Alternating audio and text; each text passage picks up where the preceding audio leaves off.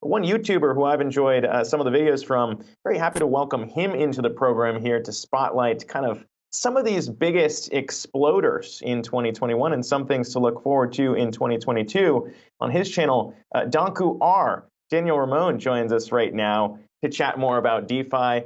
Appreciate you coming on, man. Happy New Year's Eve. Thanks for being here with us. Like I said, really good explainers and hands-on details that we can't really do here. But when you look back on the DeFi explosion in 2021, talk to me about what you saw, because it's been so much that you quit your job to be doing this full time now. Yeah, first of all, thank you very much for the invitation. And as you said, right, every day something new is happening. We often say also in kind of this environment, in these communities, is that 1 week feels like a year, because if you just look away, new protocols are coming, new concepts are coming out there.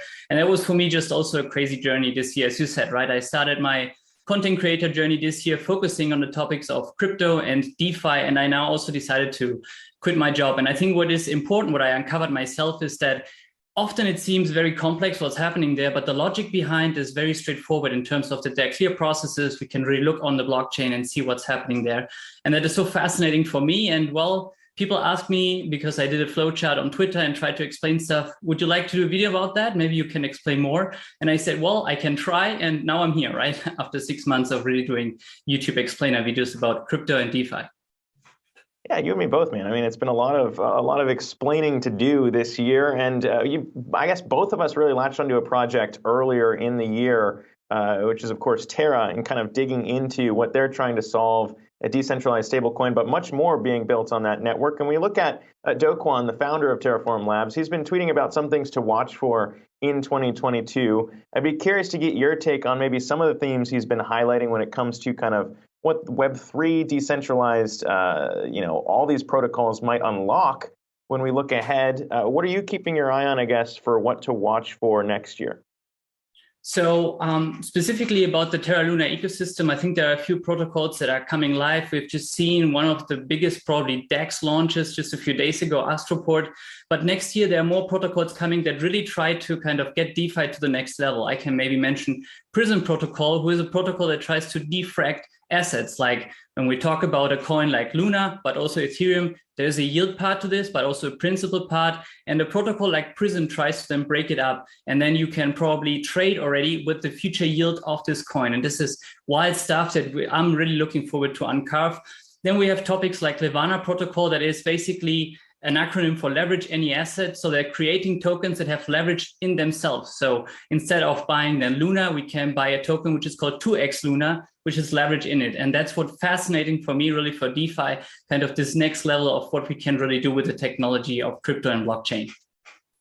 Hey, it's Brian here. Wanted to ask about just kind of the semantics here, because I think the Jack Dorsey beef with Andreessen kind of highlighted the nuances around the term Web3. I mean, when it comes to crypto, DeFi, Web3, is it interchangeable between those languages, or are you seeing kind of more lines being drawn between what is one distinguishable from the other? Yeah, good question. I think it's a very, very difficult topic, which we're all trying to still uncover, right? I can tell you that myself, I'm trying to not say crypto that much anymore and really focus on DeFi and Web 3.0. Why? Because I see that crypto has often this narrative of speculative asset, right, that people can trade about. But crypto is way more in terms of DeFi, right? You can provide your assets, you can enable utility out there. And for me, Web 3.0 is now, if you take a look why it's called 3.0, right? So Web 1 was we can read in the internet. 2.0 is we can create, be it on social networks or so forth. And now the 3.0 comes from owning stuff. And that's where also NFT come in there.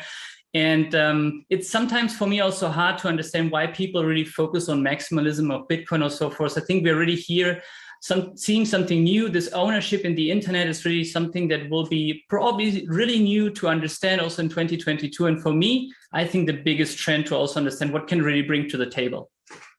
Yeah, I think you're hitting on a lot of key points too, because there's a lot of people who might have crypto, Coinbase very popular, they might just own it and let it sit there. But as we've kind of seen this year, there are a lot of things you can do to earn yields on a lot of what you might be holding in that wallet. In fact, Coinbase is earning the yield out there for you, basically, if you're just letting it sit there. But some of these things are complicated. So I would tell our viewers, look, if all this is flying over your head, you can follow him on YouTube and kind of get more of the nitty gritty. But I guess, what are you expecting to see? Are you expecting to see mainstream I guess, people who never dipped a toe into crypto doing that down the road? Or do you think there's going to be something along the lines of a centralized institution that can maybe help walk them through some of these steps? Because it's not necessarily easy right now for mainstream.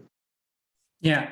Great question. I think we will see that there will be more applications trying to simplify that, taking the benefit really of DeFi and bringing it to the people, but they don't really need to use it. So that's also how I basically found Terra Luna as an ecosystem, right? Their whole purpose is that they're able to mint different stablecoins, be it now, of course, the biggest one, the dollar called UST, but then you have already the euro out there. So what it makes, basically, it enables the mainstream to use in their day-to-day crypto, right? Because let's be honest, if I want to buy something in a grocery store here in Europe, I still need to use the euro, right? So I think that there will be more apps simplifying the usage then of this kind of stable coins or what it might be, to also bring the yield opportunity to my mom, right? That's what I say to my parents, that they can use it. But I don't think that they will truly use it themselves, because as you said, it's so much to uncarve. I love it, right? So I think there's a lot to learn about finance.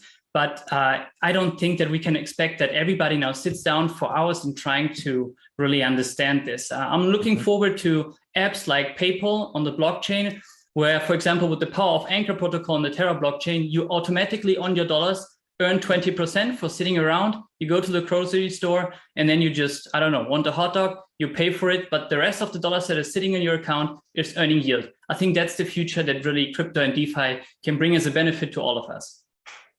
All right, and again, you can check out Daniel's videos on YouTube under the channel name, Danku R. Thanks again, and Happy New Year to you.